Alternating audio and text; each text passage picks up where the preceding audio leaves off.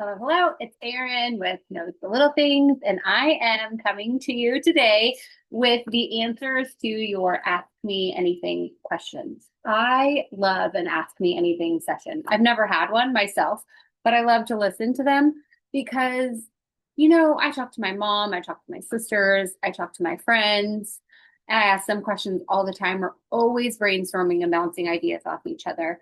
And that's as far as it goes, right? But there are so many moms in this world with just a wealth of knowledge, a wealth of experience in areas that I'm not experienced in. And if I could pick more people's brains, I would. So I just feel like this opens up the door for that. And, I say it often, there is just something magical that happens when moms come together, share advice, put our heads together, talk about what's working, talk about what's not, because we all have strengths and gifts in different areas. And when we can put all those things together, it just benefits us, it benefits our mental health, and it benefits our kids.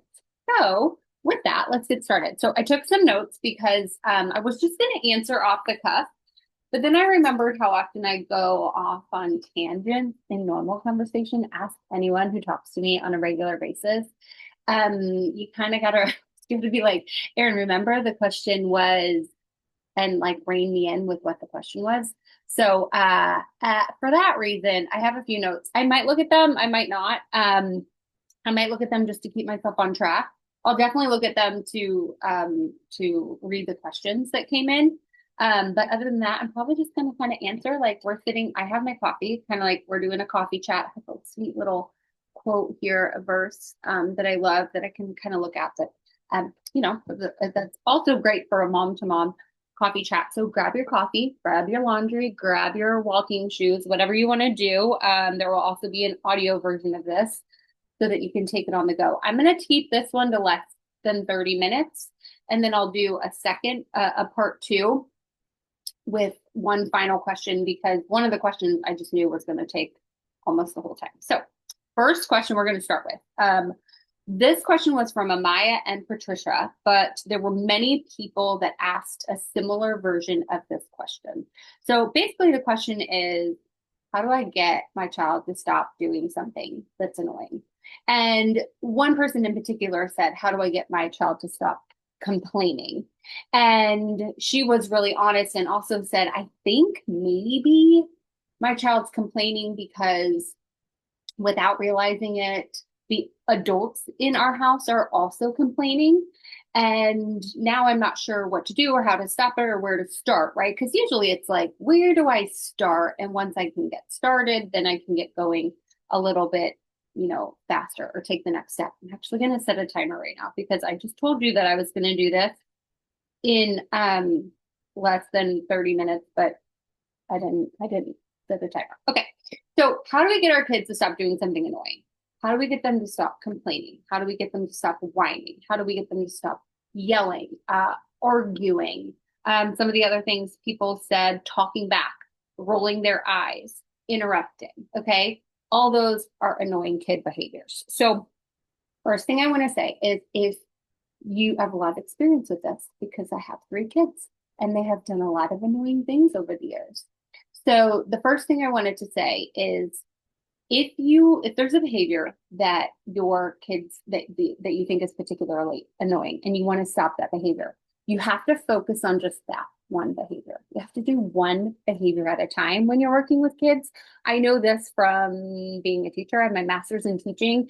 I did my master's thesis on behavior actually in the classroom, and I work a lot. I have my ESE certification, so I've done a lot of behavior interventions over the years, both in my classroom and then with my own kids. It came really naturally.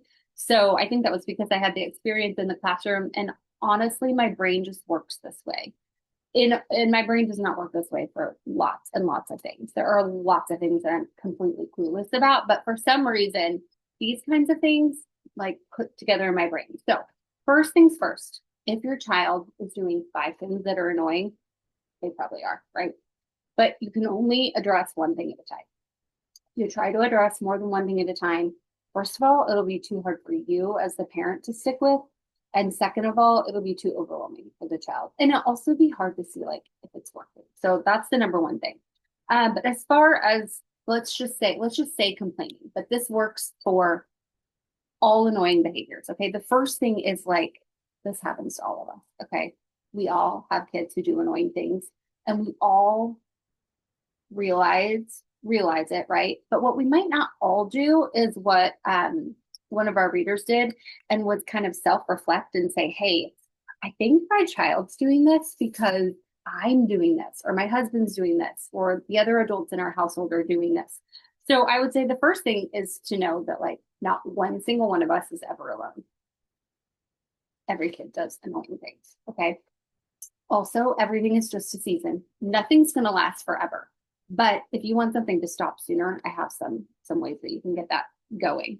Um, so the first thing I would say, good thing for noticing that they're doing something annoying. Good thing for realizing that maybe it's like a mindset or like a environment type thing, like maybe you or your husband or someone else in the house is doing it.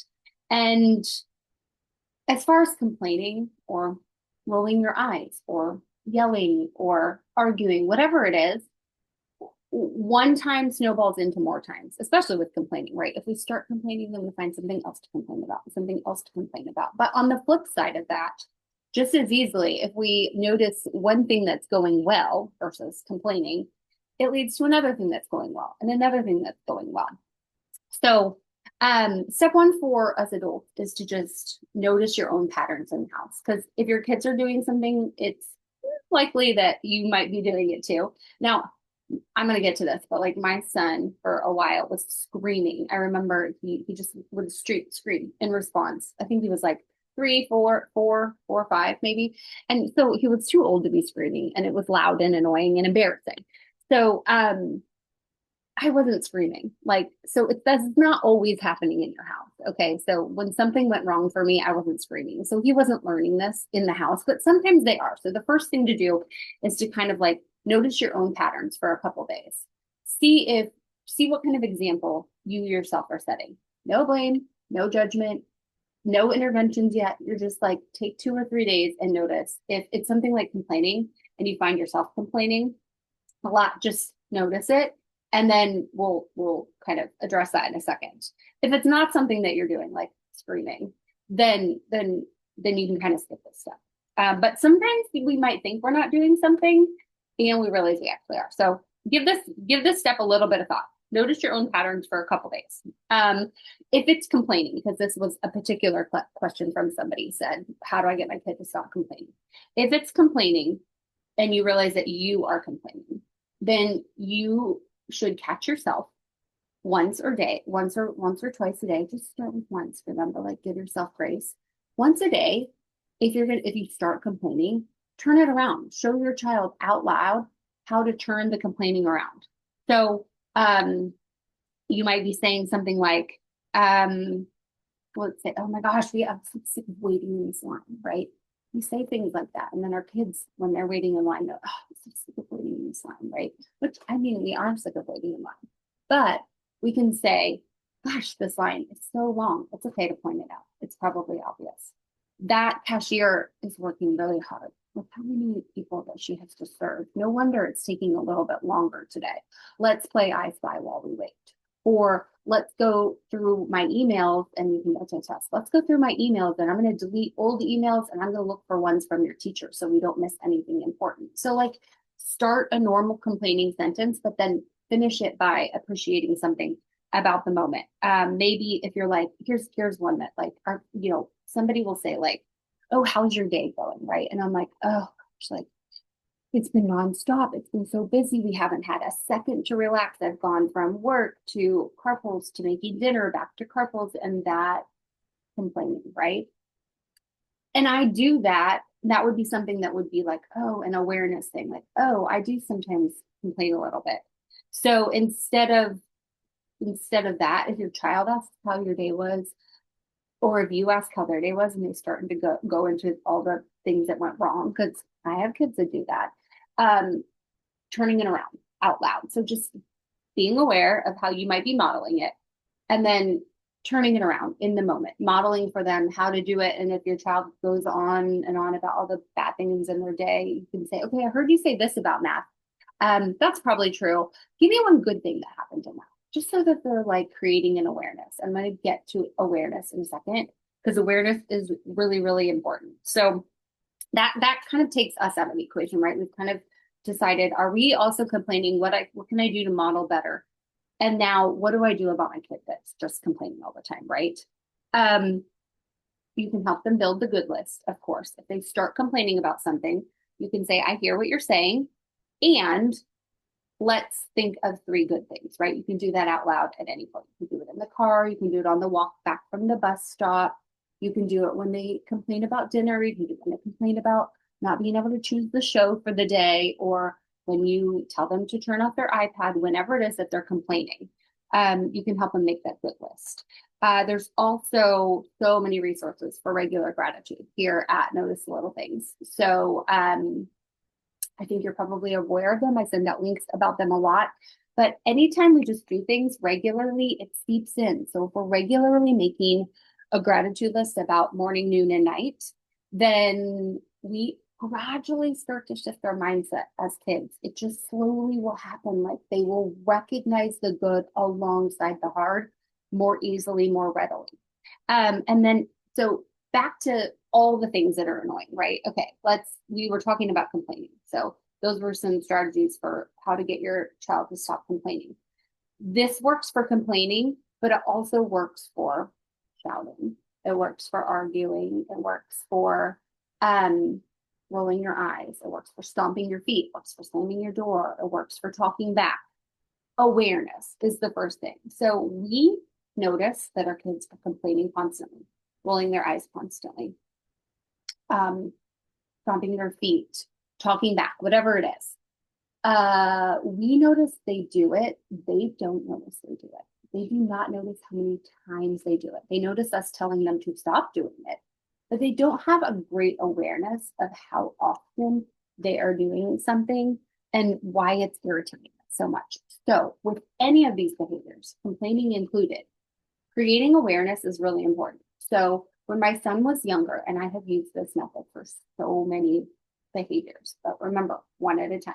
When my son was younger and he was screaming in response to anything he didn't like, I was like, okay, I gotta put stuff to this. So I put 5 jelly beans. I had jelly beans on hand. It was probably around Easter time. I don't even know. I had jelly beans on hand. I put 5 in a bag. And I said, listen, this is your jelly bean bag. These are 5 jelly beans. This was the morning that you get to eat at lunch. But every time you scream today, I'm going to take out a jelly bean and you won't get to eat it for lunch. And if I take that jelly bean out of the bag and that causes you to scream louder and go into more of a meltdown, I'm going to take 2 jelly beans out of the bag. And whatever you have left over at lunch, you may eat before or after lunch.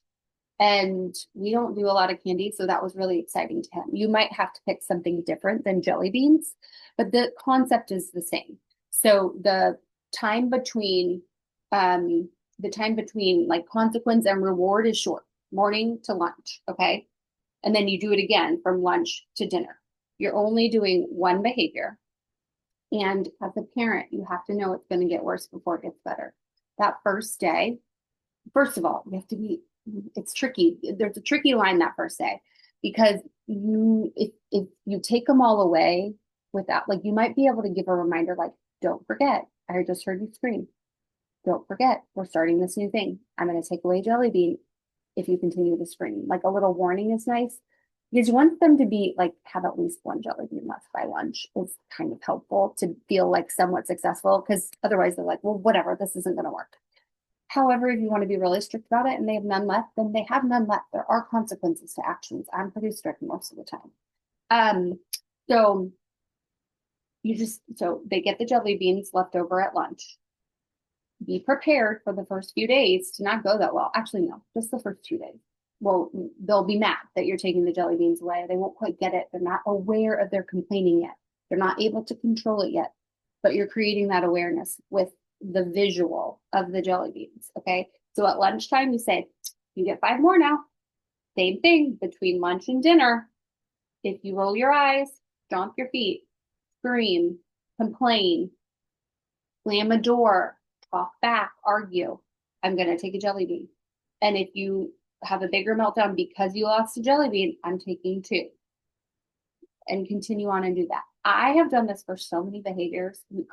I'll use whatever I have in the pantry, but it started with jelly beans, so I just call it the jelly bean bag. You can take it in your purse places.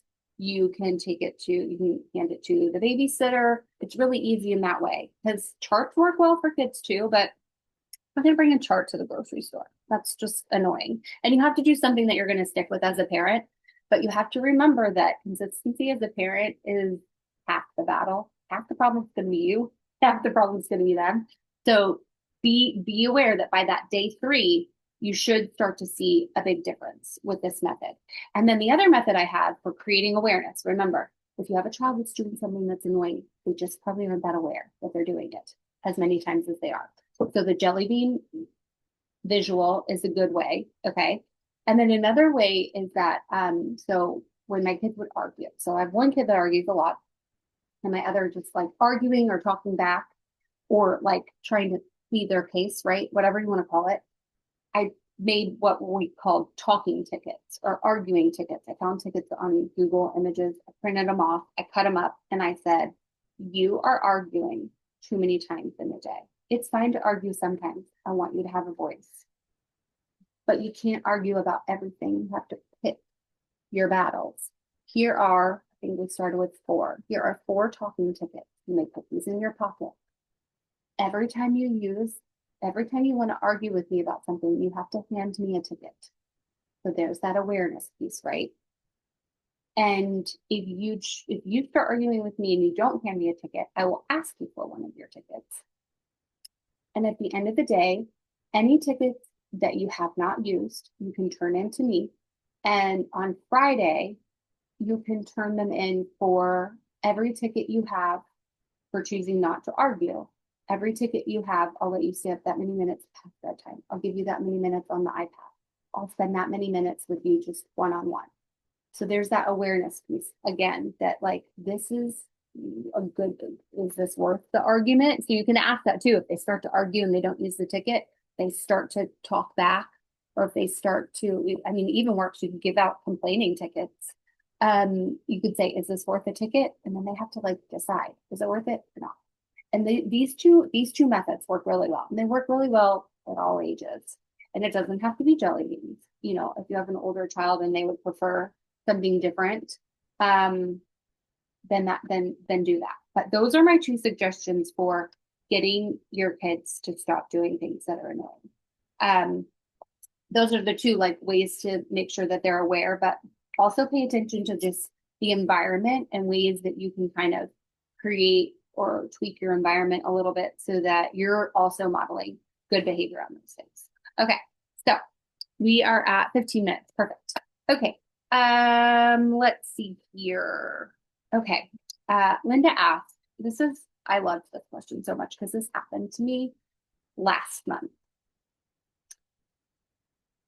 2 months ago. This happened to me 2 months ago. Linda said, things feel harder than usual. Do you have any advice on where to start when you don't feel grateful, but wish you could muster the energy? I was feeling like this 2 months ago. I'm actually going to pause this for a second because I can see that it's lagging, and then I'm going to come right back. I just want to make sure that this isn't annoying and my voice isn't detached from the picture.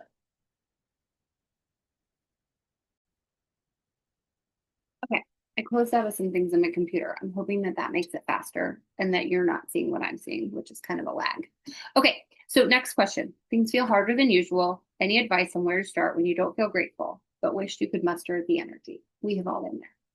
So the first thing, and I was there a couple months ago, so I'm like, oh, I can speak to this. The first thing that I thought was interesting about her question was that she said, things feel harder than usual. So usual means that usually they don't feel this hard, right? So recognizing that this is probably just a season. This is probably something that will not last forever. Knowing that right off the bat, that this is not going to last forever, that everything is a season, everything does eventually come to an end is really important. Now, that still makes the day-to-day hard. But that's just kind of the first step. It's like, there's hope. You will come out of this like you have many times before, I'm sure. But that's the first thing, right? Everything is a season. And then the second thing I would say to do is, so what are some things when I was feeling this way, and it was like a whole month, um, I made a point every day to do something that I liked. So for me, that would be going on a walk, talking to a friend, meeting somewhere to co-work with someone where I'm on my computer, my sister or my friend, Jenny and I often do this. She's on her computer and we just sit there and we work side by side because otherwise I kind of work alone and I would rather have some company. Reading a book also is something I like to do, sitting outside, going to my mom's house where it's calm and clean. And she is like, would you like some coffee? And I'm like, yes, please. And then my dad makes it, right? My parents are really sweet and cute. So going to their house is like a vacation. So those are things that I like to do. Those are things that are easy to do. Those are things that are accessible to me every day. I also like to watch HGTV while I eat lunch. Okay. So none of these are like, I love going to the beach, right? Yeah, I do love going to the beach, but I can't do that every day. I don't live anywhere near a beach. So first thing, identify in the seasons where things don't feel so hard. What do you like to do? Okay. And then when you're in this kind of funk where everything feels hard and you're not feeling very grateful, even those things probably don't sound as enjoyable as usual. At least that's what happened to me. I was like, gosh, I mean, like, I just kind of want to just like stay here and wallow a little bit, right? But instead of doing that, I made myself every single day either do one of those things or make a plan to do it the next day. So like if I couldn't go co-work that day, I made a plan to do it, on Thursday. And I made a plan to, after I ate lunch, read a book for 10 minutes. And slowly, just like doing one of those things a day, um, even though, okay, so after you do something you like, you automatically feel just a tiny bit better. Maybe not as much better as you would when you're not in a funk, but a tiny bit better because it's like, oh, you do kind of have to return to that funk a little bit, but you do so with a little bit of a renewed energy. And I think if you do this enough times, you continue to treat yourself to something that you know that you like to do, eventually you'll slowly kind of climb out of that funk a little bit. Something will change. Okay. I think another good thing is to like, if you have someone that's close to you in person, to just be like, I'm in a funk. I'm not really sure why. I remember saying that to my sister. I'm in a funk. I just don't know. Like everything's fine. Nothing major is wrong, but I just don't know. And we get that way sometimes. And it's okay if we just don't know, but it is important to keep doing the things that you know that you like. I think that that helps. I'd like to hear if you try it and like to hear what happens. But that would be my best advice. And the other thing is that, I think in your question you said things feel harder than usual. It probably feels like everything's harder than usual, but it's probably not everything. It's probably a couple things. So like also thinking about instead of being like, oh, my whole day feels harder than usual, kind of being like, okay, what actually feels harder than usual? Something about my day is making the whole day feel harder than usual, but it's probably not actually the whole day. Like, so is it finances? Is it your mornings? Is it your middle child? Is it just like keeping up with a schedule that's different in this season or that has changed or that you haven't adapted to yet? Is it just like you feel like you're working too much and not spending enough time with your child or children or family or friends or vice versa? You're here, but like you need to work a little more or make more money. Like, what is it? Try to pinpoint what is causing your whole day to feel harder. And then try to do one small thing to improve that part of your day. It doesn't have to be big. We think it has to be big. One small thing to help improve that day. And I'm always going to say this. It's really hard to keep a gratitude list when we're in this funk, when we're not feeling grateful. But either read old ones that you've already written or do it anyways. And if you put one thing on there, fine. If it's the most ridiculous thing, fine. If it's just that you have a refrigerator to keep your food cold, put it on the list. I mean, sometimes that's where I'm, if I'm in a funk, I'm like, I'm really glad I have a washing machine. That's not something I'm thankful for often, but I'm really glad that I have that. I'm really glad I have a dishwasher. Like things that I might take for granted that, aren't going to like boost my mood a bunch that day, but that like I'm just like continually noticing that these things are there. And I think slowly, and knowing that it might not happen like that, and that's okay. That happens to a lot of us. I think slowly things will improve. So let me know if they do. Okay. Next question was from Anna. She said, how do you connect with your young kids when it doesn't seem to come naturally? Oh, I love this question so much. I had to think about it because, well, for a lot of reasons. I had to think about my connections with my own kids. I had to think about how I think I make those. And then I also started thinking, maybe we need to kind of like start by defining connection. So, like, what do you mean connect with your kids? Are you trying to enjoy them? Are you trying to feel like you're doing something that both of you like? Are you trying to get more than a one word answer when you ask the question? So that word connect can mean a lot of things. But I think since I don't know that answer for you, since I don't know exactly what you mean by connect, I think that first thing to consider is like when you say connect, do you mean connect how you think you should connect or for how other moms connect? Or do you mean connect in a way that you would actually want to do? For example, I see other people connect with their kids by pretending with them. My brother-in-law is insanely good at pretending, even with my kids. I hate pretending. I do not like pretending at all. I feel awkward. I don't really know how to do it. I don't think I did it a lot when I was younger. Um, so I don't pretend with my kids. I don't. Like that's not a way that I connect with them. So I think that's the first thing is like make sure you're trying to connect in a way that is something that you actually like to do. So for example, I don't like to pretend, okay? But I do like to play games. I like things with rules that you follow and you take turns, right? And I think it's important for kids to learn the lessons that games teach. Now, I will tell you, I do not like Candyland and I do not like Chutes and Ladders. I did used to play those games a couple times, but I wouldn't necessarily call them connection. That was more like something we can do together that teaches you how to take turns, teaches you your colors, teaches you that sometimes you're going to get all the way up to the top and then you're going to fall down and you're going to have to deal with those emotions. Great. But that might not be how I connected with my kids. But I do like other games. So I like card games. So that was a way that I've connected with my kids.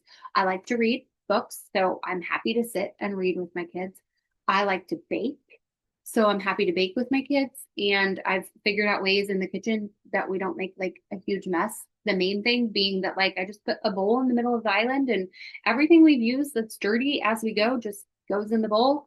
And so it's not all over and everywhere. And then I just take that bowl to the sink at the end. Um, I like drawing. So my kids and I will do YouTube drawing videos where we sit and we follow along with somebody. Um, Draw so cute and drawing for kids. There's two things that we watch a lot on there that are safe and cute and we and the things that you draw are fun. I don't mind coloring, so I'll sit and color with my kids. But there are things I do not want to do. Like I don't want to talk, I don't want to pretend, I don't want to talk about Pokemon. But I've listened to Pokemon and I've done the yeah, sure. Oh, sounds great. I couldn't tell you one thing about Pokemon. So let yourself off the hook. You don't always have to be connecting with them. And just because someone else looks like they're connecting with their kids does not mean they are. And also make sure you're connecting in a way that you actually want to do. Like think about things you want to do and then figure out how to rope your kids into them. Maybe you like to dance and you can find a dancing video or make up a dance together. Maybe you like to do one of the things that I already talked about. I like teaching, so I don't mind sitting down and like learning ABCs or like tracing or learning how to cut or something like that. If that sounds awful to you, don't do it. That's not a good way for you to connect if that feels awful to you. So I think if it doesn't feel natural, I would say you probably should know that it doesn't feel natural to a lot of us. And it probably looks natural to you when other people are doing it and they're faking, probably half of the time. And then the other part of the time, the connection is working and the mom is doing something that she has decided she likes to do and she'll bring her kids into. You could even make a list together as a way to connect. But if you want to give me a little more direction on that question, you're more than welcome to, but that would be my best advice for starters. All right, next question. Let's see. Okay. I think this is going to be the last one. Okay, we're at 27 minutes. Let's see.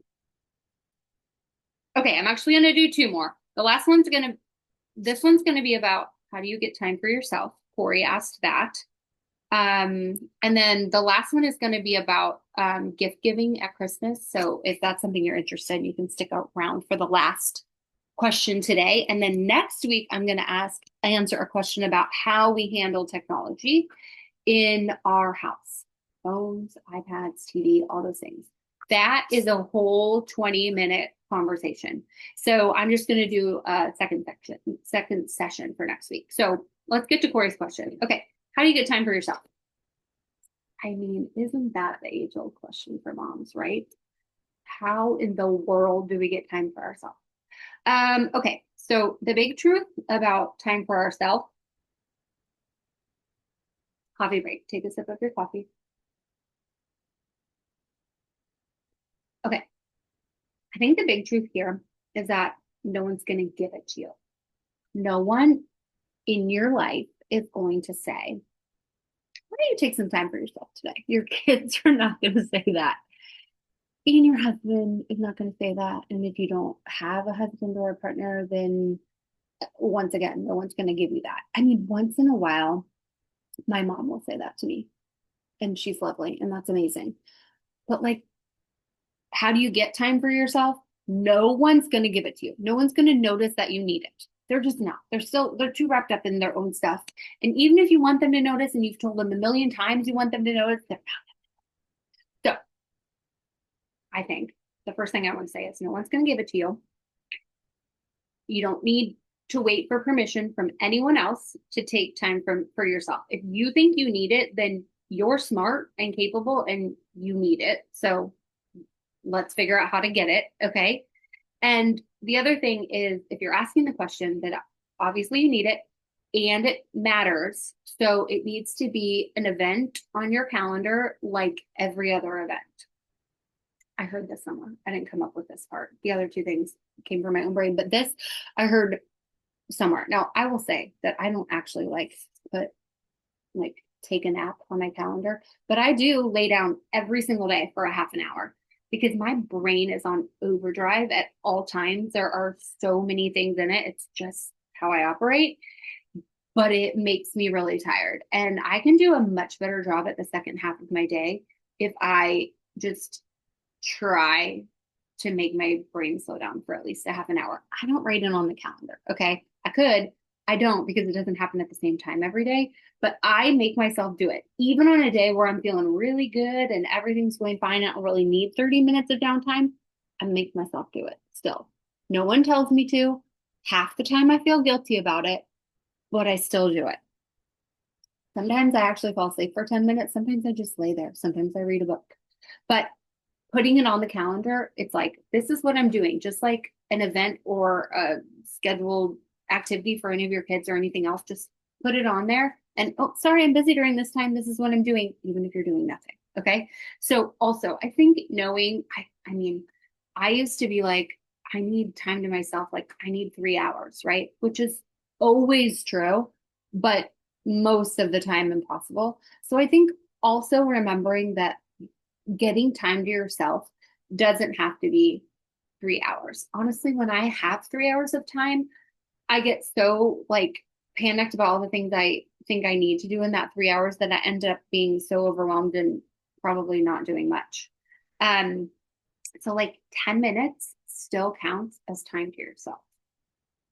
1 minute of silence or returning a phone call still counts as time to yourself. So notice it, call it time to yourself.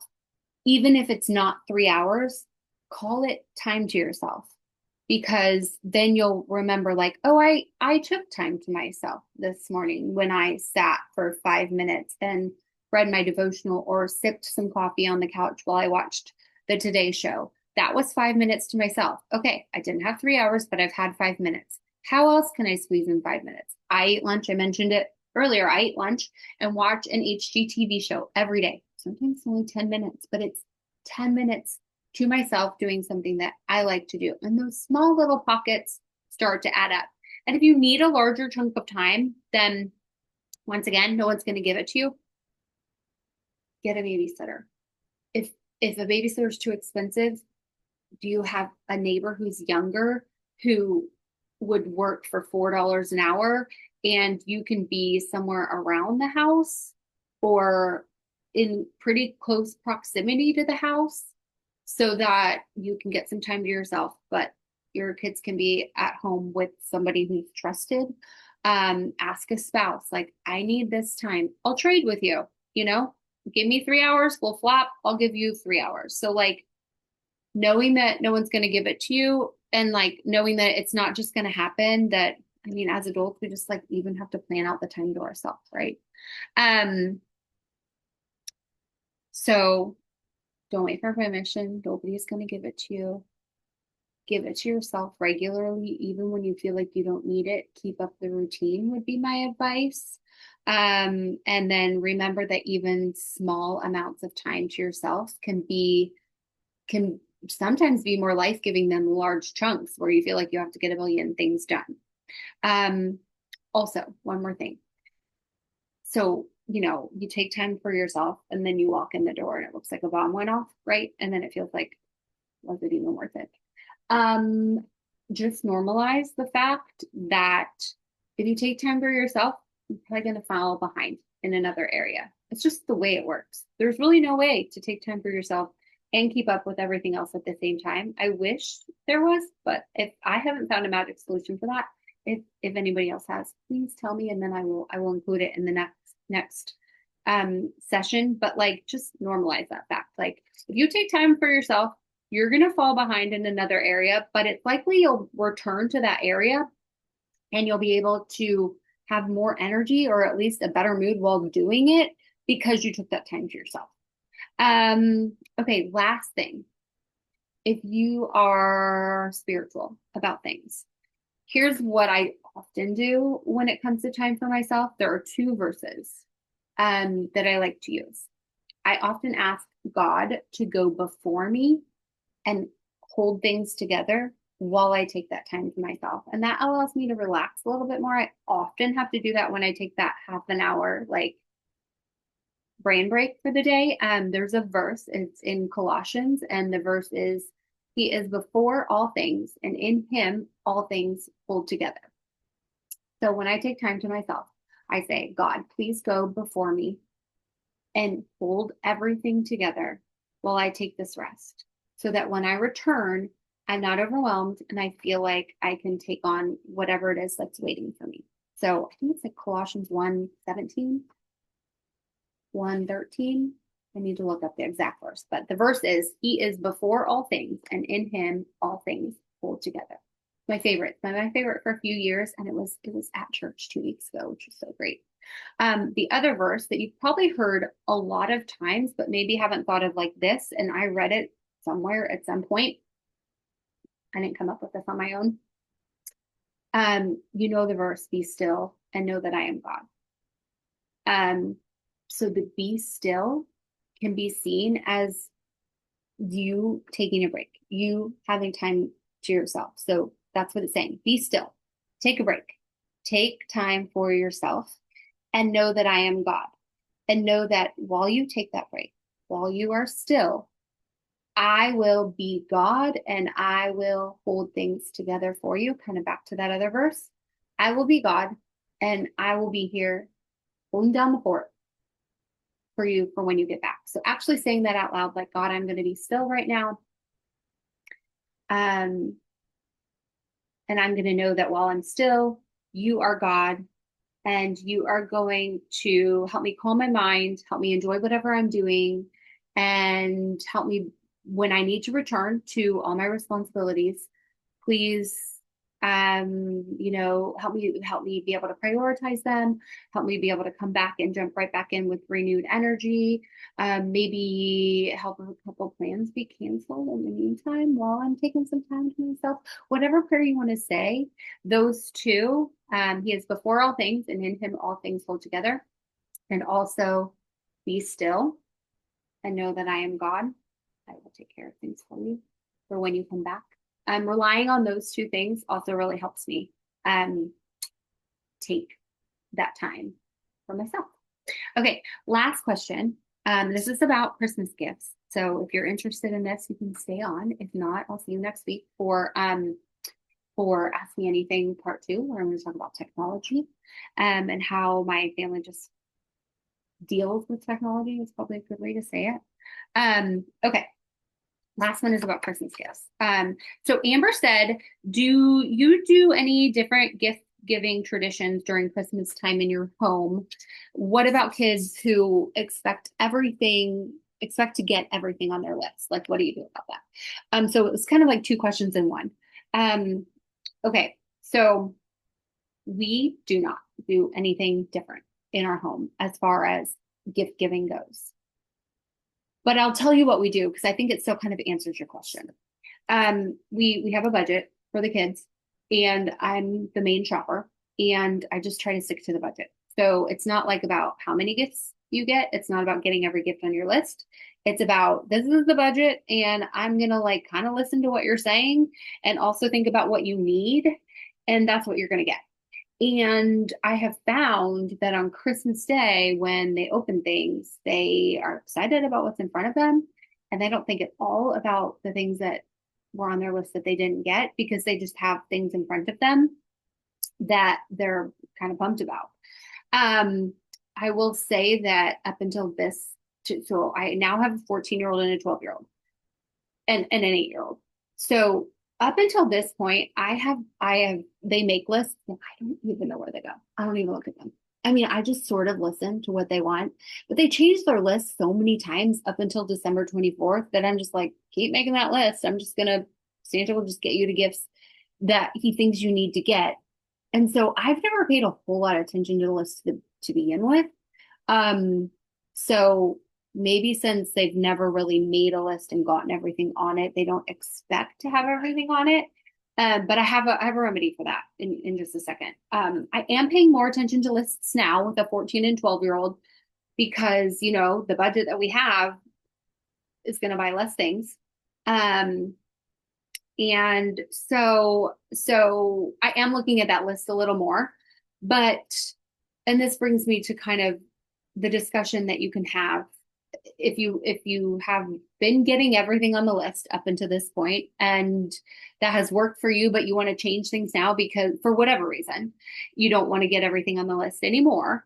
I think the best thing to do, and that's kind of how I feel about, and this is how I kind of feel about any changes I make as a parent. Anytime I'm like, oh, we've been doing this, but I just read something and we need to do it differently, or I don't feel good about this, or I don't like the way you're responding to this. It's usually an open discussion like, hey, we need to talk about Christmas gifts this year. So usually you make a list, we get everything on the list, and it's a lot of fun. But this year we're going to just do things a little bit differently and then explain why. I don't know, finances might be tight. We want to spend money in other ways throughout the year, so we don't want to spend it all at Christmas time. We think that 3 gifts-ish or sticking to a certain budget is more in line with the reason for the season. Whatever it is, you can say like, so we're going to try that this year. And I noticed that you made this list and it looks like such a great list. I can look at it and I can kind of pick the things that I think that you'll like the most, or I can shop sales and I can see, how many of these things I can get on your list for our budget. Or you could go through and you could circle the top 3 things for me, however you want to do it. But I just wanted to kind of set expectations for this year and let you know that that we're just going to do things a little differently. And then after Christmas, we'll talk about it. Like we'll decide after Christmas, we can talk about it and then we can see what we want to do for next year. And then you can ask for opinions, right? You can say, or if you don't want opinions, that can be that, right? But you also could say like, what do you think about this? And like, oh yeah, if they're complaining, well, like, okay, well, why does that make you frustrated? And then just like address each thing. Like, because I want all these things, I really need them. Like, I've been waiting for Christmas to get them. Like, oh, I get that. It's hard to wait. So like, okay, we also get gifts for birthdays. So why don't we split up this list? Why don't you kind of split this list and we'll try to get half for now and half for birthday. Like, or maybe they're just frustrated because this is how we've always done it. And I like to stick with the tradition and then you address that, right? Like, so you can let them grumble and you can kind of address each thing like reasonably. And then I think the follow up is important. Like, this is how we're going to do this for now. We're going to try this year and then we'll come back together and we'll kind of see like, did it work? Did it not work? What things would we want to change or what things would we want to keep the same way? I think that's a way to kind of like stop doing something that you've always done, but do it in a way that feels thoughtful and includes everyone in the conversation and lets everyone feel like not an adult, but they're part of the brainstorming session, and just like kind of in the know about what's happening instead of just like, so it's like leveling expectations, right? Or setting expectations before the event. Um, so we don't do anything in particular for like, we do a budget. So it's like however much you get within that budget. And I'll sometimes ask like, what's at the top of your list? Um, but what was the other thing I wanted to say? Oh, the other thing that we do is before Christmas, they have to fill a big bag with clothes and toys. And they get shipped out of here and we make room for new things that are coming in. And we make, especially for when they're younger, instead of saying, what do you want to give away?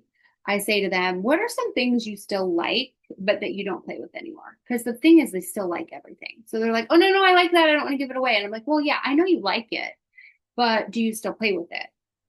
So just the language, like a little bit of a language tweak there helps them give away stuff. And the more you do this, like my kids will just give away things now willy nilly. Like they don't really give a second thought to it because we've done that for a while. Like I even have signs that say, like, want to keep, like, don't need anymore. And they make a pile and it just like helps their mindset a little bit. So I think making room for new things, which we need to do, we do not have room in this house for like a bunch of new things to come in without getting rid of other things. We don't have closets that are big enough for the new clothes in the new sizes. We have to get rid and donate other things. Um, and then I'm trying to think if there was anything else. Oh, I often wrap things that they need for Christmas, like that I would normally just like buy them right now. Like, oh, you need new socks. I'm gonna wait till December. Like, my son needs a new coat, and I would typically just get him a new coat because he grew out of his old one. He didn't lose it. He doesn't just want a new one because the style's changed. He is going to school right now with a jacket. It's hysterical. He grew like, I don't know, 6 inches or something last year. His jacket is like, he's like, Mom, I need a new coat. And then so I bought him a new coat, but he's got to wait to get it. So, anyways, that is my answer for that. It's okay to reset expectations at any point. Just have a conversation about it, and I think that will help. Oh, and then I wonder how much time I have left on this Zoom call. Probably not much. We do have, okay, I'm going to keep talking. If it cuts me off, sorry. But like for sibling gift exchange, so like my sisters and I and our spouses just do one get together and somebody's in charge of hosting each year. So this is for gifts for like extended family because like gift giving can get out of control. We are hosting this year. We're hosting this Saturday. And you just decide whether it's going to be like everyone brings one thing and it's white elephant, or whether it's like we're just going to provide dinner for everybody and we're going to hang out and play games. Like that's how we do gifts with my siblings and their spouses. With my husband's siblings and spouses, we do a number of things. We've done like where you draw a name, you only have to buy for one person. This year we had a theme and it was hosting or entertaining, and everyone brought one gift that fit the theme. And then we had a white elephant. We always buy for our parents.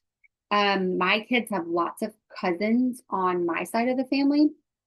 So each kid has one cousin that they get a gift for.